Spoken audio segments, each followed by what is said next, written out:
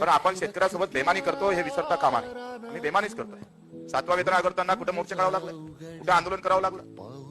7वा वेतन आयोग आपण फटकिन्या लगेच फटकिन्या देऊन दिला. पण स्वामीनाथन अजूनही त्याच्यात तसंच आहे.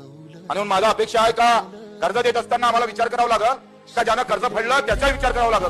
1.5 लाख रुपये तुमच्या मागच्या सरकारमध्ये आमच्या शेतकऱ्यांना भरलंय, त्याच्यावर 3 लाखाचं कर्ज होतं. 1.5 लाख आपण अजूनही पाठवले नाही. ते त्याच्या तसेच आहे. आजचे 1.5 लाख गेले आणि वरचे 1.5 लाख आले पण नाही. आपण हे सगळे चालत असताना तुमचं पीएम किसान योजना किती लोकांपर्यंत गेली? 2,000 रुपये.